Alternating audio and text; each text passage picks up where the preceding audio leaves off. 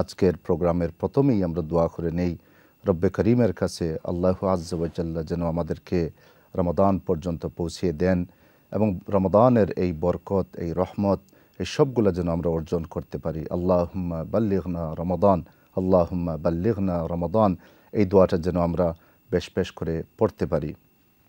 সম্মানিত ভিউয়ার্স, আমাদের মধ্যে অনেকেই ছিলেন যারা রমাদানের জন্য হয়তো প্রস্তুতি নিচ্ছেন। রজব মাস পেয়েছেন, শাবান মাস পান নাই, রমাদান তো পাবেন না। আমাদেরকে আল্লাহু আজ্জা ওয়া জাল্লা এই শাবান মাস পর্যন্ত নিয়ে এসেছেন। আমরা আল্লাহু আজ্জা ওয়া জাল্লার কাছে অন্তরের অন্তঃস্থল থেকে মন দিয়েই আমরা দোয়া করি আল্লাহু আজ্জা ওয়া জাল্লা যেন রমাদানটাকে উপভোগ করার তৌফিক দান করেন। এবং আমরা যারা এই অনুষ্ঠান দেখতেছি, এই প্রোগ্রাম যারা পরে দেখব, আল্লাহু আজ্জা ওয়া জাল্লা আমাদের সবাইকে রমাদানের এই বরকতগুলো অর্জন করার তৌফিক দান করুন। দেখতে দেখতে রমাদান মাসটা চলে আসছে। ইংরেজি মাসের শেষের দিকেই রমাদানটা শুরু হয়ে যাবে। হতে পারে লাস্ট ডে অফ ফেব্রুয়ারি, না হয় ফার্স্ট ডে অফ মার্চ রমাদান শুরু হয়ে যাবে। রমাদান আসার আগে আমাদেরকে প্রস্তুতি নিতে হবে যাতে করে রমাদানটা ফ্রুটফুল হয়, প্রোডাক্টিভ হয়, যাতে করে আমরা রমাদানের যে ফজিলতগুলা রয়েছে, যে রিওয়ার্ডগুলা রয়েছে, সবগুলা যেন আমরা যথার্থভাবে অর্জন করতে পারি। আপনারা জানেন আমাদের সলফে সালেহীন, আমাদের আগে যারা আসছেন, যারা আমল করতেন মন দিয়ে, প্রাণ দিয়ে, এবং যখনই সুযোগ পেতেন তখন সুন্দর সুন্দর আমলগুলা করতেন, কোনো আমল ছাড়তেন না। তারা রমাদানের জন্য অগ্রিম 6 মাস আগ থেকেই প্রস্তুতি নিতেন। আমাদের হাতে একটি মাস রয়েছে, শুধুমাত্র একটি মাস আমাদের হাতে রয়েছে। আসুন আমরা একটি কম্প্রিহেন্সিভ প্ল্যান রেডি করি, যে প্ল্যান দিয়েই আমরা এই রমাদানে প্রবেশ করব এবং রমাদানটাকে এনজয় করব এবং রমাদানটাকে পরিপূর্ণভাবে আমরা উপভোগ করব বিইذনিল্লাহি তাআলা। সম্মানিত ভিউয়ার্স, আপনারা স্টুডিওতে কল করতে পারেন, আপনাদের দৈনন্দিন মাসলা মাসাইল নিয়ে আমাদেরকে ফোন করতে পারেন। রমাদান সংক্রান্ত কোনো বিষয় যদি জানতে চান, নামাজ সংক্রান্ত, হজ সংক্রান্ত, উমরা সংক্রান্ত যে কোনো বিষয় যদি আপনি জানতে চান, ওবিল্লাহি তৌফিক, ইনশাআল্লাহ আমাদের কাছে আপনারা প্রশ্ন করবেন এবং ইনশাআল্লাহ আমরা আপনাদেরকে এই আনসারগুলো দেওয়ার চেষ্টা করব বিইذনিল্লাহি তাআলা। আমাদের সামনে মাহে রমাদান চলে আসছে। আসুন আমরা এমন কিছু পদক্ষেপ নেই, এমন কিছু প্ল্যান করি যে প্ল্যানের মধ্য দিয়েই আমরা রমাদানটাকে এনজয় করতে পারি এবং ইনশাআল্লাহ এই বৎসরের রমাদানটা যেন আমাদের জীবন পরিবর্তনের জন্যই যথেষ্ট হয়ে যায় বিইذনিল্লাহি তাআলা। অনেকেই আমরা অনেক বৎসর ধরে রোজা রেখে আসছি, রমাদানটাকে আমরা পেয়েছি, কিন্তু জীবনটাকে কতটুকু পরিবর্তন করতে পেরেছি? রমাদান কি শুধু খাবার এবং পানাহার থেকে বিরতর নাম রমাদান, না রমাদানের কিছু অবজেক্টিভ রয়েছে? আসুন আমরা অবজেক্টিভের দিকে যাই। রমাদানের কি অবজেক্টিভ, মূল উদ্দেশ্যটা কি? এই উদ্দেশ্যটা যখন আমি বুঝতে পারবো তখন আমার রমাদানটা ফ্রুটফুল হয়ে যাবে, আমার রমাদানটা সুন্দর হয়ে যাবে, আমার রমাদানটা জীবন পরিবর্তনের জন্য আমার জন্য যথেষ্ট হয়ে যাবে। উলামা একরাম বলেছেন রমাদানের উদ্দেশ্য শুধু খাবার এবং পানাহার থেকে বিরত থাকা নয়, রমাদানের অন্যতম একটা উদ্দেশ্য হচ্ছে আপনি যেভাবে নিজেকে কন্ডিশন করবেন, ডিসিপ্লিন করেই আপনি খাবার এবং পানাহার থেকে বিরত থাকবেন এবং সেক্সুয়াল রিলেশন থেকে যেভাবে আপনি বিরত থাকবেন, সেইভাবে আপনার মধ্যে যে অপরিচ্ছন্ন কোয়ালিটিগুলো রয়েছে, যে অপবিত্র কোয়ালিটিগুলো রয়েছে, ব্যাড কোয়ালিটিস যেগুলো রয়েছে, এই সবগুলোকে আপনি রমাদানের মধ্য দিয়েই আপনি ধ্বংস করে দিবেন, আপনি ডিস্ট্রয় করে দিবেন। কয়েকটা উদাহরণ আমরা দিতে পারি। এর মধ্যে হচ্ছে গীবত, পরনিন্দা, পরচর্চা, এই সবগুলা অপবিত্র, অপছন্দনীয়, এগুলা হারাম কাজ। এগুলাকে আমাদের এখন থেকেই পরিহার করতে হবে, বর্জন করতে হবে, এই সবগুলাকে ডিস্ট্রয় করতে হবে। না হয় আপনি রোজা রাখবেন আর শুধু খাবার এবং পানাহার থেকে আপনি বিরত থাকবেন, কিন্তু রমাদানের বিশাল রিওয়ার্ডটা আপনি অর্জন করতে পারবেন না।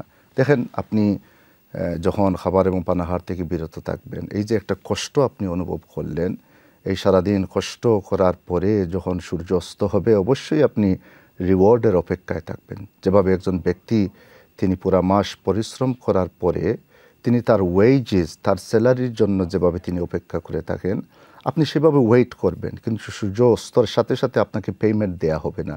কারণ আপনি পরনিন্দা, পরচর্চা, অশ্লীল কাজ, অশ্লীল কথাবার্তা থেকে আপনি বিরত থাকেন নাই, ফলে আপনাকে সেই পেমেন্টটা দেয়া হবে না। অতএব যে কাজ করলে পরে আল্লাহু আজ্জা ওয়া জাল্লা অসন্তুষ্টি হয়ে যাবেন, আমার প্রতি রাগান্বিত হয়ে যাবেন, এই সব কাজগুলো রমাদানে প্রবেশ করার আগেই আমাকে অ্যাভয়েড করতে হবে, এই সবগুলোকে পরিহার করতে হবে এবং ফ্রেশ, পরিচ্ছন্ন এবং ভালো অবস্থায় আমাকে রমাদানে প্রবেশ করতে হবে। এবং সেটা করার জন্য অবশ্যই আমাকে একটা কম্প্রিহেন্সিভ প্রপার প্ল্যান রেডি করতে হবে বিইذনিল্লাহি তাআলা, যদি আল্লাহু আজ্জা ওয়া জাল্লা আমাদেরকে তৌফিক দান করেন। আসুন আমরা আজকে বসেই একটা প্ল্যান করে নিই কীভাবে আমি রমাদানটাকে উপভোগ করতে পারি। একটা কম্প্রিহেন্সিভ প্ল্যান রেডি করেন, সেটা আপনি কাগজ নিয়ে, কলম নিয়ে, আপনার মোবাইলে, আপনার কম্পিউটারে একটা প্ল্যান আপনি রেডি করেন যে রমাদানের যদি 29 দিন হয়, 30 দিন হয়, এই সব দিনে কীভাবে আমি দিনগুলোকে উপভোগ করব, কীভাবে সময়টাকে যথার্থভাবে কাজে লাগাবো, এইরকম একটা সিস্টেম, একটা প্রপার প্ল্যান আপনি রেডি করেন। প্রথম দশকে কোরআন মুখস্থ করব, এর পরের দশকে এই যতটুকু মুখস্থ করেছি এই সবগুলোকে রিভিশন দিব, আর পরের দশকেই আমি নতুন কিছু সূরা শিখব, নতুন কিছু দোয়া শিখব। এইভাবে একটা প্ল্যান করেন। পরিবারকে নিয়ে কিছু দ্বীনি তালিম এবং দ্বীনি শিক্ষার প্রোগ্রাম এবং মিটিংগুলা আয়োজন করব, এইভাবে একটা প্ল্যান করেন। দেখবেন তখন আপনি রমাদানটাকে সত্যিকার অর্থেই আপনি উপভোগ করতে পেরেছেন বিইذনিল্লাহি তাআলা। তো আমাদেরকে এই কমিটমেন্টটা নিতে হবে। এই কমিটমেন্টটা শুরু হবে এখন থেকে। আপনি রমাদান আসার পরে সেটা করবেন না। দেখেন আল্লাহ রাসূল সাল্লাল্লাহু আলাইহি ওয়াসাল্লাম এই শাবান মাসের ফজিলত বর্ণনা করতে গিয়েই তিনি বলেছেন যে এই মাসটা হচ্ছে এমন একটি মাস, যালিকা শাহরুন ইয়াগফুলুন নাসু আনহু, এমন একটি মাস যে মাসে মানুষ, অধিকাংশ মানুষ এই মাসটাকে অবহেলা করে থাকি। আসুন জি, তো আসুন আমরা চেষ্টা করব বিইذনিল্লাহি তাআলা যে এই মাসে আমরা বেশি বেশি রোজা রাখবো। শাবান মাসে আল্লাহ রাসূল সাল্লাল্লাহু আলাইহি ওয়াসাল্লাম যেভাবে তিনি শাবান মাসে খুব বেশি বেশি রোজা রাখতেন, এবং আল্লাহ রাসূল সাল্লাল্লাহু আলাইহি ওয়াসাল্লামকে যখন প্রশ্ন করা হলো, ইয়া রাসূলুল্লাহ আপনি শাবান মাসে এত রোজা রাখেন, অন্য কোনো মাসে তো এইভাবে আপনি রোজা রাখেন না, তখন আল্লাহ রাসূল সাল্লাল্লাহু আলাইহি ওয়াসাল্লাম তিনি বললেন এই হাদিসে যে আল্লাহু আজ্জা ওয়া জাল্লা তার বান্দার আমলগুলাকে তিনি গ্রহণ করেন, অ্যাকাউন্টটা নেওয়া হয় আল্লাহর কাছে, আমাদের আমলগুলাকে উপস্থাপন করা হয় তিনটা স্তরে, তিনটার সময়ে। একটা হচ্ছে দৈনিক, যেমন সকালবেলায় যে আপনি আমলগুলা করেছেন সেটা বিকালে আপনার উপস্থাপন করা হয়, আর বিকালে যেটা করেছেন সকালেই সেটা উপস্থাপন করা হয়, আল্লাহর কাছে সেই অ্যাকাউন্টগুলো দেওয়া হয়, সেটা হচ্ছে দৈনিক। সাপ্তাহিকটা হচ্ছে সোম এবং বৃহস্পতিবার, এবং এই বিষয়টা সামনে রেখে আল্লাহ রাসূল সাল্লাল্লাহু আলাইহি ওয়াসাল্লাম তিনি রোজা রাখতেন সোম এবং বৃহস্পতিবার। এবং বাৎসরিক যেটা, সেটা হচ্ছে শাবান মাসে, এবং আল্লাহ রাসূল সাল্লাল্লাহু আলাইহি ওয়াসাল্লাম তিনি বললেন যে এই তিনটা অবস্থায় মানুষের আমলগুলা আল্লাহর কাছে উপস্থাপন করা হয়, এই অ্যাকাউন্টসটা দেওয়া হয়। এবং তিনি বললেন যে আমি পছন্দ করি যে আল্লাহু আজ্জা ওয়া জাল্লা আমার অ্যাকাউন্টসটা তিনি গ্রহণ করবেন এমন অবস্থায় যে আমি রোজাদার, আমি রোজা রাখবো। তো শাবান মাসে আল্লাহ রাসূল সাল্লাল্লাহু আলাইহি ওয়াসাল্লাম খুব বেশি বেশি রোজা রাখতেন। আসুন আমরা রেডি হয়ে যাই রমাদানের জন্য, বেশি বেশি আমরা রোজা রাখবো, যাতে করে শারীরিক একটা প্রস্তুতি হয়ে যাবে। অনেকেই পুরা বৎসর রোজা রাখেন না, শুধু রমাদান আসলে রোজা রাখেন। তো হঠাৎ করে যখন আপনি রোজাটা রাখবেন, আপনি একটা চাপ ফিল করবেন, একটা প্রেশার ফিল করবেন, শারীরিক একটা চাপ হয়তো আপনি অনুভব করবেন। হঠাৎ করে আপনি খাবার এবং পানাহার থেকে যে আপনি বিরত, এবং আপনি হঠাৎ করে খাবার এবং পানাহারটাকে আপনি অ্যাভয়েড করলেন, এর জন্য একটা প্রেশার আপনি অনুভব করবেন। এর জন্য যখন আপনি শাবান মাস থেকেই ধীরে স্থিরে রোজা রাখবেন, তখন আপনার শরীরটা, আপনার বডিটা রেডি হয়ে যাবে, আপনি ফিজিক্যাল প্রিপারেশনটা নিয়ে নিলেন। রোজা আসার পরে, রমাদান আসার পরে যখন আপনি রোজা রাখবেন, তখন আপনার জন্য সেটা মোটেই কষ্ট হবে না ইনশাআল্লাহ, সেটা আপনার জন্য ইজি হয়ে যাবে। এর জন্য আল্লাহ রাসূল সাল্লাল্লাহু আলাইহি ওয়াসাল্লাম এইভাবে রোজা রাখতেন। আরেকটা বিষয় হচ্ছে যে আল্লাহ রাসূল সাল্লাল্লাহু আলাইহি ওয়াসাল্লাম শাবান মাসে রোজা রাখতেন রমাদানটাকে ওয়েলকাম করার জন্য। তিনি প্রত্যেক দিন রোজা রাখতেন শাবান মাসে, এবং কয়েকটি দিন ছেড়েই তিনি পুরা মাসটা রোজা রাখতেন। আবার অন্য বৎসরে দেখা যায় যে তিনি শাবান মাসে রোজা রাখেন নাই। সেটা তার উম্মতের জন্য সহজ করে দেওয়ার জন্য, যাতে করে উম্মত এটা না মনে করেন যে শাবান মাসেই রোজা রাখতে হবে প্রত্যেক বৎসর। তো তিনি কখনো করেছেন, কখনো করেন নাই। কিন্তু অধিকাংশ হাদিস থেকে যেটা বোঝা যায় এবং যে লেসনটা নেওয়া যায় যে শাবান মাসেই তিনি রোজা রাখতেন। ইবনুল কাইয়িম রহমতুল্লাহি আলাইহি তিনি সুন্দর করে বলেছেন, আন্নাহু সাল্লাল্লাহু আলাইহি ওয়াসাল্লাম ফাআলা যালিকা তাযীমান লিরমাদান। রমাদানের সম্মানার্থে, রমাদানকে ইস্তেকবাল করার জন্য, ওয়েলকাম করার জন্য তিনি শাবান মাসে রোজা রাখতেন। আমরা কিন্তু শাবান মাসেই প্রবেশ করে ফেলেছি।